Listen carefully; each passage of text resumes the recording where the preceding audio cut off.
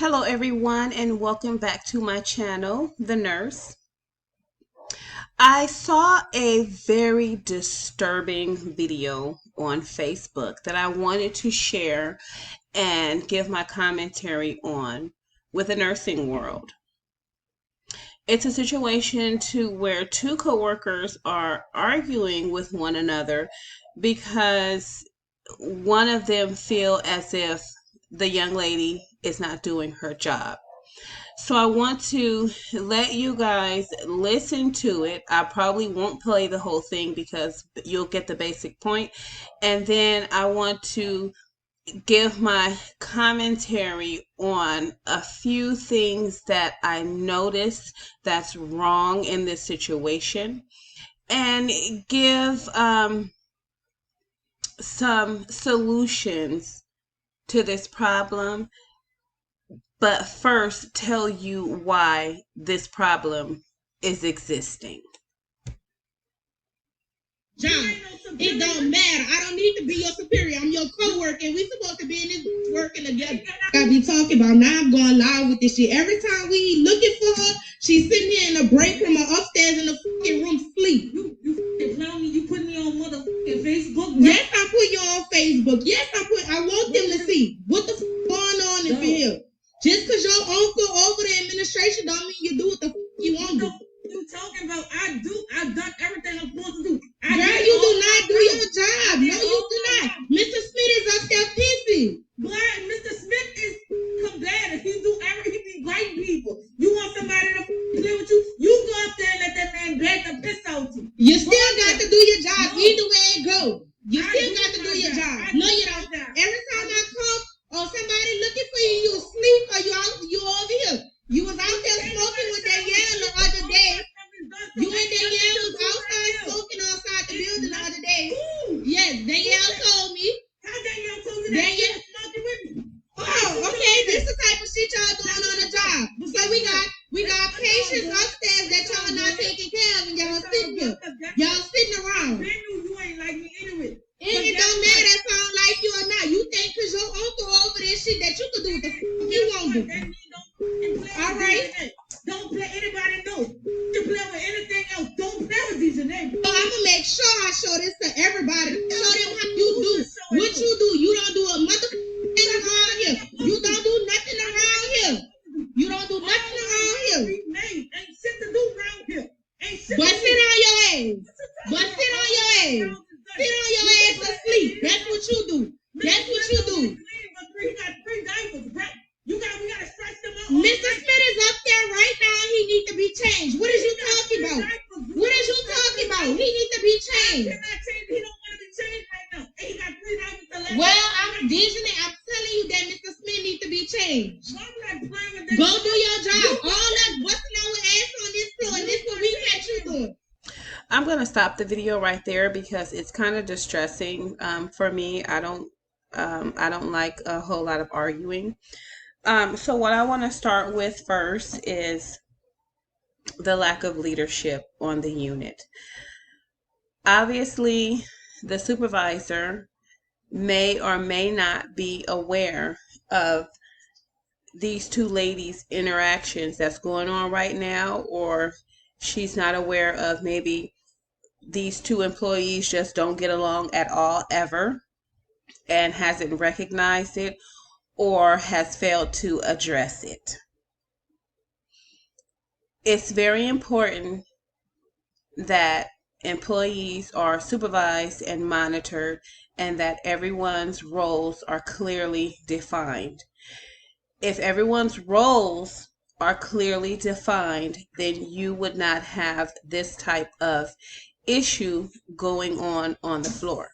So right now, you have a disgruntled employee that is supposed to be taking care of patients and that will have to return to the floor to take care of patients with this type of attitude.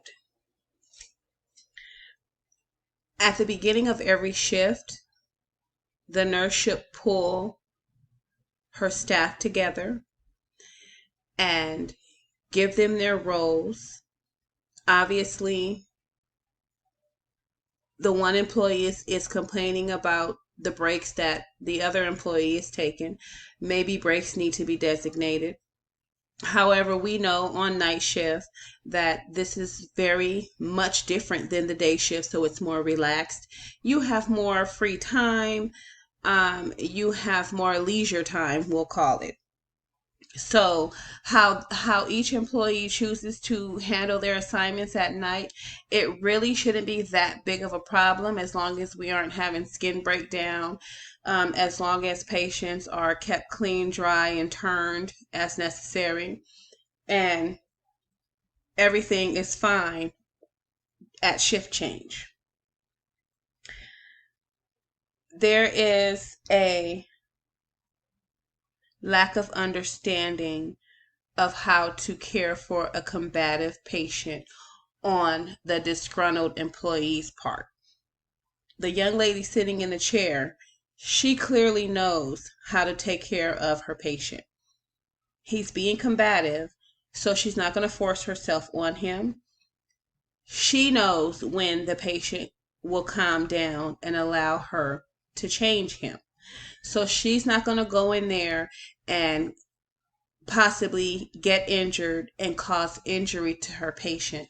So I agree with her allowing the patient to calm down and for meeting the patient where he is and allowing him to determine when he wants to be changed, as long as it's within reason. Sometimes with combative patients, we have ways that we care for them. It's in their care plan. Sometimes if the patient is just overly combative and does not want to be changed, we don't change them until they come to a level of comprehension that they need to be changed, because usually they will get tired of laying in their own what do we call it, waste. They do get tired of laying in their waste. They do eventually calm down, and then we're able to change them. If it happens to roll over to the next shift, everyone has been notified that this is what we have been dealing with. We have tried several times to go in there and change him. He does not want to be changed. We do apologize for having this roll over to your shift, but maybe you guys have a better way of dealing with him, or maybe he's more comfortable with the next shift, or maybe by the time the next shift gets here, he will be calm. Another thing I see here is lack of teamwork. So instead of her to come at this employee like that, it would have been a better idea for her to offer her help. Hey, Dejanay, Mr. Smith is up there. We can smell the odor in the hallway. Do you need some help changing him? And then Dejanay would have said, well, yeah, I could use some help changing him. However, he's combative right now, so I want to allow him some time to calm down. He usually calms down around 2 a.m., and then I can go in there and change him. So this exchange that's going on right here, it shows that there is a lack of empathy for her having a combative patient on her assignment, and there is a lack of teamwork because she isn't offering her to help. She isn't offering her help. She's trying to tell her when to do her job. There is a lack of clearly defined roles when it comes to chain of command and who has authority and who does not. In this situation, neither of these girls have authority over one another because they are in the same position. They're both CNAs. The CNA that is disgruntled, she does not know how to follow chain of command. She does not know reporting standards, and she does not know that she is supposed to go to the supervisor on the floor to express any concerns that she has with another employee or with a patient.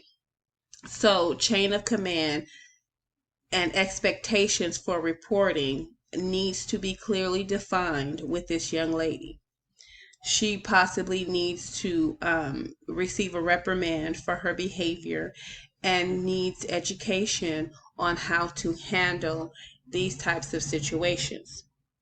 Also, she needs to be made aware that everyone has their own assignments, and as long as your assignment is taken care of, you need not worry about someone else's assignment unless you're asked to help.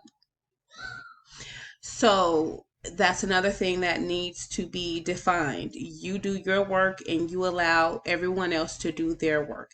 Everyone may not work the same as you. So just because you're bopping up and down the hallways 50 times throughout the shift, another employee might not have that same energy that you have. Another thing could be that this CNA, the disgruntled CNA, she works harder instead of smarter. And Dejanay in the green here, she works smarter and not harder. So I think there just really needs to be a come to Jesus meeting to let these employees know that this type of behavior will not be tolerated. This CNA sounds like she needs to take a breather and calm herself down. And if she still can't calm herself down and work together, then she possibly needs to be sent home so that the environment can be a peaceful one and everyone can feel safe and not under duress so that they can properly take care of their patients. There is another thing I heard was a supply issue. So the CNA expressed that the patient only had 3 diapers to last him for the entire night. She is probably, like she said, she has to stretch out the supplies as well. So, which means that she's not going to be going in there and changing him every 2 hours just because he uh, wet his brief once or twice. The briefs are designed to hold a lot of waste. It doesn't mean that you have to let your patient stay in a brief for 4+ hours. However, the briefs are designed to pull moisture away from the patient's buttocks to prevent skin breakdown and to keep them comfortable and from feeling, wet. So I think she is doing a fabulous job on working with the supplies that she has. The supervisor or the charge nurse at the beginning of the shift should make sure that everyone has an adequate amount of supplies. If the supplies are not readily available and plentiful, then that means she needs to be getting on the phone with the director of nursing, and so that she can be told where supplies are, or she can be informed as to why the supplies are limited at that time. And there could be a number of reasons. It could be they haven't had a delivery. It could be that someone forgot to restock the supply cabinets. And it could be this is what they've designated for the patients throughout the shift, which is probably not a good idea. I know facilities like to make sure that staff aren't wasting the supplies, so they will give them a certain amount so that they can learn how not to be wasteful. Um, we have the employee that's videotaping.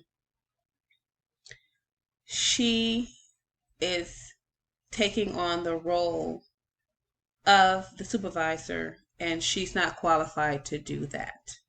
And she needs to know that. Sometimes you have to make sure that staff are aware of their capabilities as an employee and what they should and should not be doing. And this is absolutely something that she should not be doing. She's not trained to de escalate, as we can see. She's not trained in how to get an employee to work. And then she also lacks understanding of how everyone does their work differently. So she definitely needs some type of reprimand plus education. The final thing I wanted to discuss was or is the violation of company policy. I am sure that wherever this facility is, they do have a cell phone policy. She has, number one, violated the patient's rights by telling his name. She is violating the facility's property by videotaping in this manner. You know, sometimes videotaping a facility is not all bad. Sometimes we are proud of our facilities. We enjoy working where we are and we're happy about it. And sometimes we want to share, you know, look at our beautiful facility. You know, the staff here is wonderful. Management here is wonderful. And sometimes we're just happy of where we work. So if you hello, Moto. If you have, you know, employees expressing good things about the facility, then I don't think they would too much have a problem with that. Now, she clearly needs to receive some type of reprimand for that. So I don't know if you know, me as a person in management doing hiring and firing, I don't think I would keep this this CNA as an employee if she did not correct her behavior, if her behavior is unable to be corrected. One thing is for sure is that she does not know how to handle these types of situations when she only sees her side of the coin as far as what another employee is doing and what another employee should be doing. So this was just my view on this video. I decided to share this with the nursing world because these things happen on different jobs frequently, and you know, supervisors and management needs to be aware of these types of things that's going on, and there should be interventions in place to prevent this type of thing from happening. So I just want to tell you what I would do as a nursing supervisor in this situation to prevent it from getting to this. I would pull the staff together at the beginning of the shift, or I would pull the staff together once we've discovered that we have a combative patient in the building. I would review our interventions that we are doing in order to care for this combative patient. I would express to everyone, this is how we're doing it. This is what we need you to do. Do not ever force yourself on a patient. If they are combative, if they hit, kick, bite, spit, throw things, when they are doing this behavior, when they're having these behaviors, I need you to stay as far away from the patient as you can. Make sure they're safe. Make sure they don't have anything around them to hurt themselves. But do not put yourself in a situation to where you can be injured or the patient could be injured because of something you're trying to do while the patient is combative. Number two, if I know I have strong-minded staff in the building, it would depend on if we've had issues in the past with arguments, disagreements, and fights. I would also make sure that expectations for the shift and working together is clear. We do not argue. We do not fight. There is a chain of command. If anyone is having any issues with staff or patients, it is to be reported to the supervisor. At no time, if you guys cannot talk in a sensible manner and help each other, at no time should you be fighting or arguing in the building. Number three, if I will be having problems with um, multiple breaks, extended times of breaks, of course, I would say, hey, let's make sure that we adhere to the break policies. However, at nighttime, it's pretty much relaxed. As long as your call lights are answered, as long as your patients aren't complaining, as long as they're clean, dry, and taken care of, and as long as your work is done by the end of the shift, you're pretty much at lib to run your own assignment and manage your own time.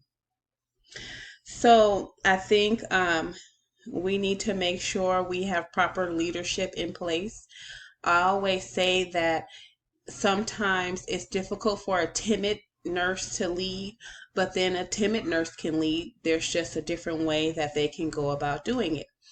But there needs to be some type of leadership in the building, especially to make sure that employees and patients are safe, and to make sure that the facility doesn't gain a bad reputation from how they allow their employees to act.